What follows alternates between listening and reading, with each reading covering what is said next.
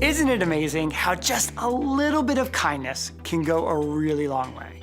Whether it's the person in front of you paying for your morning coffee, getting an encouraging text message from an old friend, or someone holding the door for you on the way into the office. When people are kind, it makes a huge difference in how you see the world that day. When people treat you with kindness, the sun shines a little brighter, maybe you smile a little bigger, and that coffee tastes even better.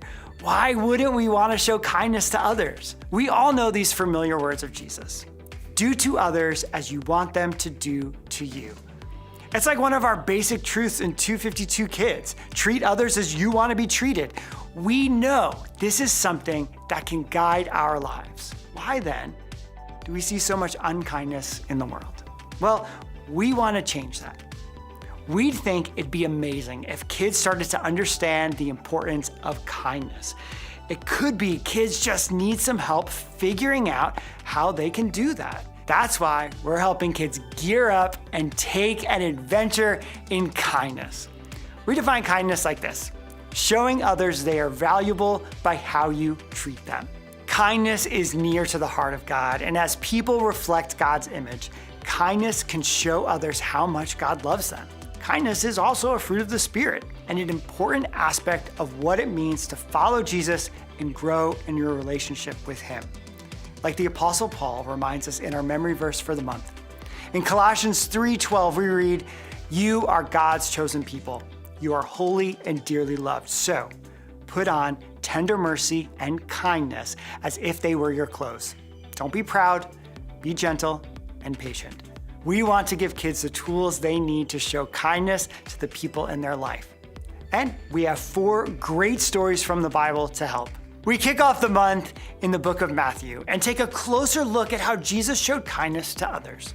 Whether he was healing the sick, blessing little children, or spending time with people others seem to disregard, Jesus was full of love and kindness and worked hard to make sure that everyone knew they were valuable in God's eyes.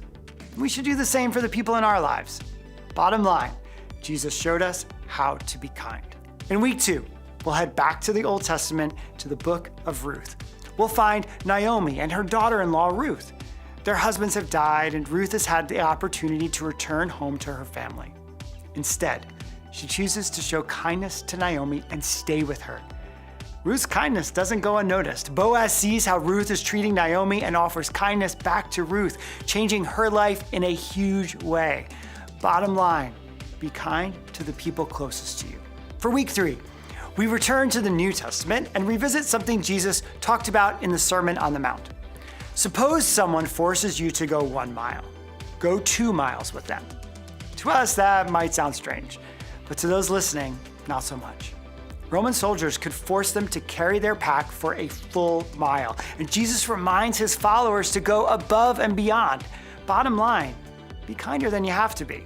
We finish up our month on kindness in Luke 10 and look at Jesus' familiar parable of the Good Samaritan. Through this story, Jesus completely changed how people who follow him should look at showing kindness to others. It's not just for people we know or like, but for everyone we meet.